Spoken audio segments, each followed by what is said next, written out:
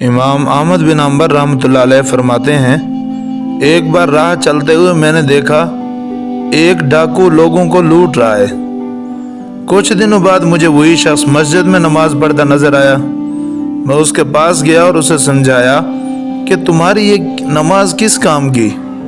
خدا کے ساتھ معاملہ یوں نہیں کیا جاتا کہ ایک طرف تم لوگوں کو لوٹو اور دوسری طرف تمہاری نماز خدا قبول اور پسند کرے۔ ڈاکو بولا، امام صاحب، میرے اور خدا کے مابین تقریباً سب دروازے بند ہیں۔ میں چاہتا ہوں کوئی ایک دروازہ میرے اور خدا کے مابین کھلا رہے۔ کچھ عرصہ بعد میں حج پر گیا۔ طواف کے دوران دیکھتا ہوں کہ ایک شخص کعبہ کے غلاف سے چمٹ کر کھڑا کہتا جا رہا ہے، میری توبہ، مجھے معاف کر دے۔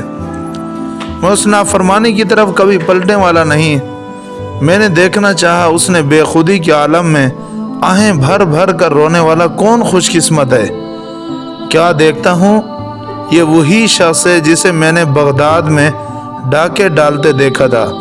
تب میں نے دل میں کہا، خوش قسمت تھا جس نے خدا کی طرف جانے والے سب دروازے بند نہیں کر ڈالے۔ خدا مہربان تھا جس نے وہ سبھی دروازے آخر کھول ڈالے۔ خلاصہ یہ ہوا، تم کیسے بھی برے حال میں ہو، کتنے ہی گناہ گار ہو، خدا کے ساتھ اپنے سب دروازے بند مت کر لینا۔ جتنے دروازے کھلے رکھ سکتے ہو انہیں کھلے رکھنے کے لیے شیطان کے مقابلے پر مسلسل زور مارتے رہنا اور کبھی ہار مت ماننا۔ کوئی ایک بھی دروازہ یہاں کھلا مل گیا تو کچھ بعید نہیں وہ سب دروازے ہی کھل جائیں جن کے بارے میں تمہیں کبھی آس نہ تھی کہ خدا کی جانب سفر میں ان سب خوبصورت راہوں سے تمہارا کبھی گزر ہوگا۔